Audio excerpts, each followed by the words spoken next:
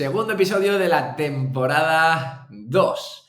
Muy buenas y bienvenidos a en solitario del podcast de estrategas del trail y run, ¿no? Hoy la verdad es que estoy muy contento porque vamos a hablar de un gran tema, del tema de las mujeres en trail running. La verdad es que me hace muchísima ilusión empezar así la temporada porque es algo que muchas veces no tenemos en cuenta, ¿no? Ese papel que tienen las mujeres, esas grandes mujeres que hacen grandes logros en la ultradistancia, que ganan carreras, algunas de las carreras más difíciles que hay en el mundo. Y la verdad que me hace muchísima ilusión empezar así la temporada, ¿no? Dándole valor a lo que muchas veces no se le da. La verdad es que es un placer teneros hoy por aquí porque ya son más de 1.200 personas las que estáis suscritos al podcast y para mí es un gran honor, ¿no? Tener a tantísimas personas escuchándolo porque prácticamente el 100% de las personas escucháis el podcast todas las semanas, ¿no? Entonces, eso significa que os gusta y que estamos haciendo las cosas bien, ¿no? La verdad es que para mí es un verdadero placer porque ya no solo soy yo el que está aquí, sino que hay más gente y es la caña, la caña, la caña. Así que muchísimas gracias. Como siempre, cualquier duda que tengáis, dejadla en los comentarios y si os gusta el episodio, pues ya sabéis, dejarnos 5 estrellitas en la plataforma que utilizáis y eso pues nos ayuda a querer seguir aquí motivados y dándoos contenido que más os pueda gustar. Y nada más, empezamos la temporada, segunda temporada, segundo capítulo y vamos a por todas. Hoy os voy a hablar de esas mujeres que están dando caña en la ultradistancia y lo vamos a dividir en 3 apartaditos, ¿de acuerdo?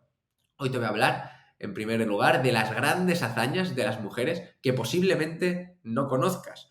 Grandes mujeres que han conseguido machacar, derrotar a los hombres en distancias locas, como por ejemplo puede ser la Spin Race, que es una carrera de más de 400 kilómetros, sin parar, ¿de acuerdo? Barbaridades.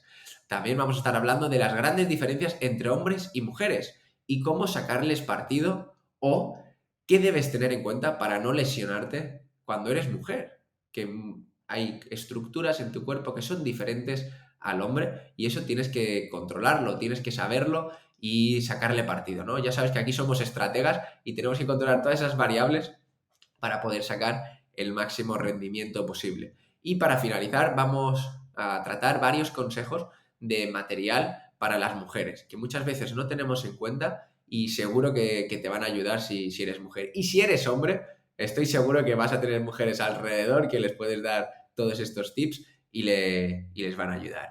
Y vamos a por el episodio.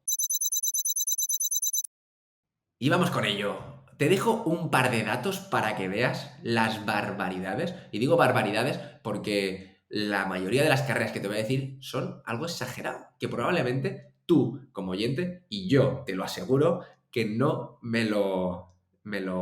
¿cómo se diría la palabra? Me lo planteo, ¿no? Son algo exagerado, exagerado, exagerado, exagerado. Y antes de nada, me gustaría que me dijeras, ¿no? En algún comentario desde dónde me escuchas cuando lo estés viendo, ¿dónde lo estás escuchando? ¿Lo estás escuchando el podcast mientras estás entrenando o lo estás escuchando mientras estás yendo al trabajo? Me encantaría saber desde qué lugar de tu forma habitual escuchas el podcast. Así que, por favor, déjamelo en un comentario, por ejemplo, en iVoox, y me encantaría poder leerlo y ver de dónde, de qué forma lo estáis haciendo. Te cuento, Cornit, bueno, los nombres los van a ser en inglés, entonces que no te vuelvan loco, ¿vale? No te lleves las manos a la cabeza. Cornate Dalwelter, vencedora de la Moab 240, una carrera de 383 kilómetros por el desierto de Utah. Alucinas. Es una barbaridad y ella fue una de las ganadoras de ese tipo de carreras, ¿no? Otra, por ejemplo, sería Nikki Spinks, luchadora de cáncer de mama hasta 2012, ¿no? Que también ganó la carrera.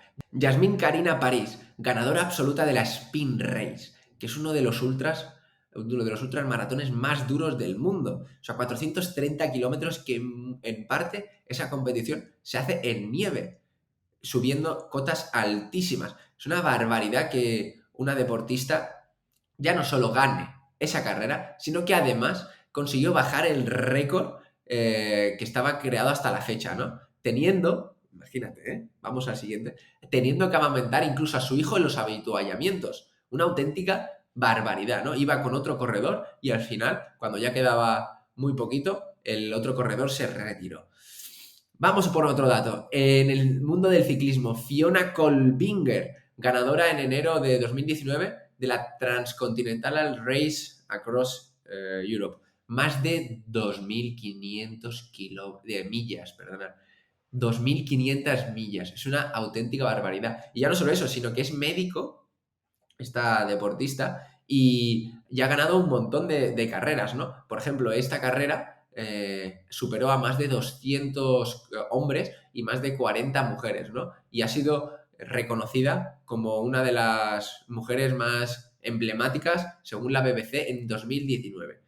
Al final, mira todos estos datos, ¿no? Tenemos las mujeres que en la ultradistancia, que es lo que probablemente muchos no nos escucharéis, dan mucha guerra y normalmente no se les tiene en consideración, ¿no? Vemos que cuanto mayor sea la distancia, mayor implicación y más posibilidades tienen de ganar, ¿no? ¿Por qué puede ser eso? Pues te cuento, existen varias explicaciones sobre este fenómeno, ¿no? De que las mujeres, cuanto mayor sea la distancia, más están, más arriba en el podium están, ¿no? Una de ellas probablemente sea el perfil de el consumo de grasas, ¿de acuerdo? El consumo de la oxidación de esas grasas. ¿Por qué? Porque las mujeres tienen un mayor porcentaje de grasas y una mayor facilidad de oxidar esas grasas. Entonces, ¿esto qué significa? Que es una forma mucho más eficiente de aumentar las reservas energéticas disponibles durante el ejercicio. Entonces, simplemente este dato, cuando estamos hablando de ultradistancia, les hace poder estar muy por delante de los hombres, ¿no? O sea, una de las variables importantes en la ultradistancia es la oxidación de esas grasas, el consumo de esas grasas. Recordarte que la mayor parte de de nuestro ritmo durante la competición es a baja intensidad. ¿Qué significa ese ritmo a baja intensidad? Que el consumo suele ser mayoritariamente de grasas, ¿vale? Entonces, si ellas tienen una mayor facilidad para utilizar, para disponer de las grasas, sin lugar a dudas les da una ventaja enorme. Y como te digo, cuanto mayor sea la distancia, mayor ventaja les va a dar esta consideración, ¿no? También tenemos estudios sobre las mujeres en psicología que están dispuestas a sufrir más, están dispuestas a aguantar más. Yo, sin... O sea, esto es opinión propia, me imagino, porque durante todos los meses de su etapa adulta sufren lo que todos conoceréis, ¿no? Como es la menstruación, ¿no? Nosotros los hombres esto no lo padecemos o no lo experimentamos y entonces yo creo que en esa parte no estamos tan acostumbrados a sufrir. Y de hecho, una de las cosas que todos sabréis, las mujeres pues paren, ¿no? Tienen hijos y eso son de las cosas que se dice, los hombres no lo sabemos, pero se cataloga como de las situaciones de mayor sufrimiento en la vida de una persona sin, lógicamente, que haya tenido ningún tipo de accidente, ¿no? Entonces, están preparadas para sufrir más y aguantar y tolerar más el dolor. Entonces, consideramos dos variables. Una, que tienen una mayor oxidación de las grasas, además tienen de forma general una mayor cantidad de grasa, entonces sería esa gasolina para el ejercicio prolongado, y otro, que es la parte de la resiliencia que nosotros tenemos en la ultradistancia, esa capacidad de sufrir, esa capacidad de tolerar la fatiga, que es otra de las variables súper importantes en la ultradistancia, están más preparadas. Entonces ahí tenemos esos dos puntos súper importantes en el que ellas juegan un papel mayor. Luego tenemos otra variable que es súper importante. Ya no solo es el consumo de las grasas, sino de forma habitual las mujeres tienen una menor capacidad para el desarrollo muscular. ¿Qué significa eso? Que los corredores, los hombres, bueno, para ponerlo un poco en perspectiva, ¿de acuerdo? El peso en las personas, en los corredores, es algo muy importante, ¿no? Y ya no es tanto cómo está repartido ese peso, bueno, sí, es tanto cómo está repartido ese peso, o sea, justamente es cómo está repartido ese peso. Entonces, si da igual si tenemos mucho peso en masa muscular que en masa grasa o que en masa ósea, eso no lo podemos controlar, pero masa muscular y masa grasa, ¿no? Entonces, si nosotros estamos muy fuertes, ¿qué pasa? Que igual tenemos 1, 2, 3 kilos más de masa muscular, ¿no? ¿Y eso qué significa? Que a medida que hacemos cada impacto, nuestro cuerpo tiene que frenar todo ese peso, ¿no? O sea, imagínate, estamos bajando y ya tiene que frenar 1, 2, 3 kilos más, aunque sea de masa muscular, ¿de acuerdo? Pero hay que frenarlo igualmente. Entonces, las mujeres tienen un menor desarrollo de la masa muscular y eso les permite gastar menos energía. Te recuerdo que la energía al final es una de las variables más importantes, ¿no? Entonces, si nosotros conseguimos estar muy delgaditos, pesar poco peso y aún así poder seguir teniendo fuerza, es clave. Si te fijas en los corredores más experimentados de atletismo, como pueden ser los keniatas, los etíopes, todos son muy delgaditos, muy, muy, muy, muy, muy, muy delgaditos. ¿Eso qué significa? Que con el mismo peso pueden ir más rápido, son mucho más económicos. Y la economía de carrera es una variable súper importante. Para recordarte, el VO2 max, que es un dato que se utiliza habitualmente en el entrenamiento, una de las variables que utilizamos para calcularlo es el peso. Entonces, con la misma energía, la misma velocidad, con el mismo consumo de oxígeno, si tienes menor peso, eso de forma automática va a darte un resultado mayor, ¿no? O sea, no es lo mismo pesar 70 kilos que pesar 59 kilos o 55 kilos, como tenemos algunos de los grandes deportistas de la ultradistancia, como pueden ser el famosísimo Kilian Jornet, o si nos fuéramos al atletismo, el gran Martín Cid o Chema Martínez, ¿no? En España. En Argentina ahí no lo tengo más controlado, comentármelo quiénes son los grandes deportistas de la ultradistancia en vuestros países, en Argentina, en Chile, en México, que nos estáis escuchando.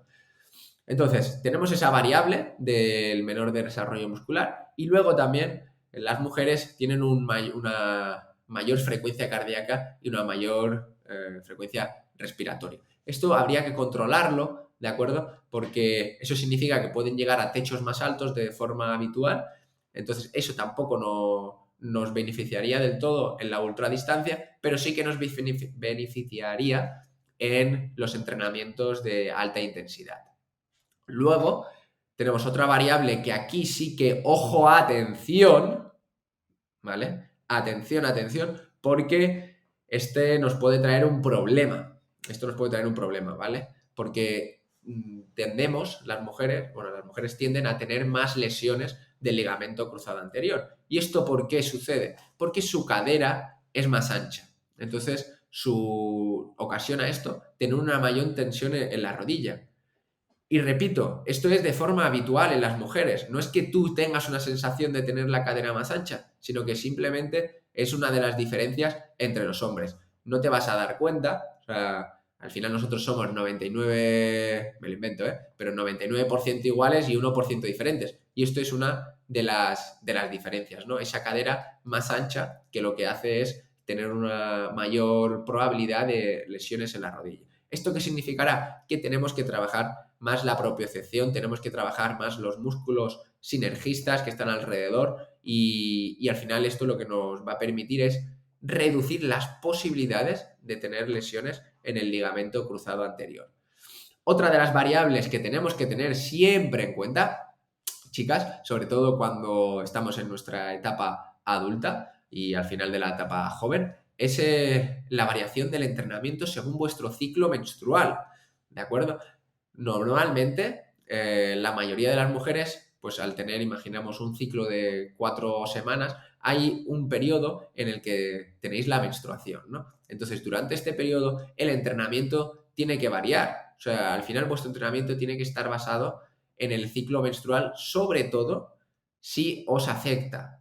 No a todas os afecta por igual, eso es así, De hecho, nosotros en los programas de entrenamiento que tenemos para hombres y para mujeres, ¿no? Que realizamos con nuestros deportistas de forma individual, hay mujeres a las que sí que hay que tenerles controlados el entrenamiento en base al ciclo menstrual y otras mujeres que no.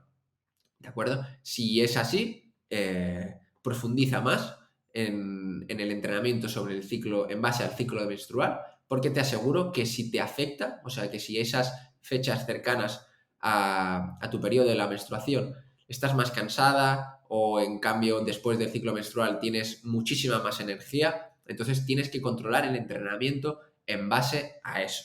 Y te aseguro que vas a tener muchísimos más beneficios, simplemente por algo lógico, ¿no? No podemos estar siempre al 200% y lo que nos va a asegurar esto es que cuando tú estés al 200% puedas entrenar al 200%. Cuando estés al 50% no te fustigues, no te frustres, no te sientas mal por no poder estarlo. Simplemente somos estrategas. Entonces tienes que estar entrenando en base a eso, en base a cómo te sientes. Y es una de las principales variables que hay que controlar en el entrenamiento. Siempre tenemos que tener en cuenta que el entrenamiento no es para todo el mundo, de la misma forma, ¿no? La clave es adaptarnos a cada tipo de entrenamiento, adaptarnos a cada método de entrenamiento. Pero no solo eso, sino que el entrenamiento se adapte a nosotros. O sea, nosotros nos tenemos que crear ese plan de entrenamiento en base a nuestras necesidades. Si, por ejemplo, te pongo un ejemplo que nosotros hacemos, hay deportistas a los que les gusta ir a yoga martes y jueves. Entonces tenemos que crear ese entrenamiento en base a martes y jueves hay yoga. Y te puedes asegurar que a partir de hacerlo de esta forma vas a crear mucha más adherencia al entrenamiento. Y ahora, si lo pasamos a las mujeres, lógicamente, si entrenas cuando estás al 200%, entrenas al 200% y cuando estás al 50%, entrenas al 50%, te aseguras disfrutar mucho más del entrenamiento, te aseguras tener mucha más adherencia. Nos vamos al tema del material y quiero comentarte dos cositas sobre el material que te van a ayudar. ¿De acuerdo? Primero de todo, voy a hablarte sobre los tops.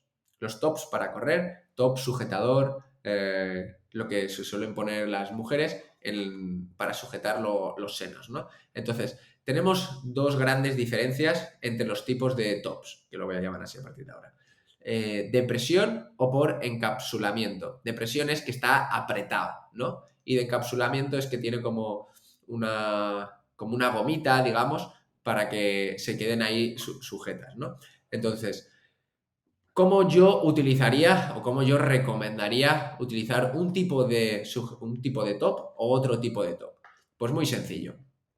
Si vas a ir rápido, entonces yo elegiría un tipo de top por presión, ¿vale? O sea, si cuando los días que tenemos series, los días que tenemos que ir fuerte, los días que tenemos que hacer, por ejemplo, una carrera rápida, ¿no? 2, 5 kilómetros, algo que tú consideres que va a ser un entrenamiento muy rápido, muy a machete, entonces por presión. Porque ahí lo que va a suceder es que nuestros senos se van a mover menos, ¿vale? Y no vas a tener esa molestia, sobre todo cuando tenés una talla grande.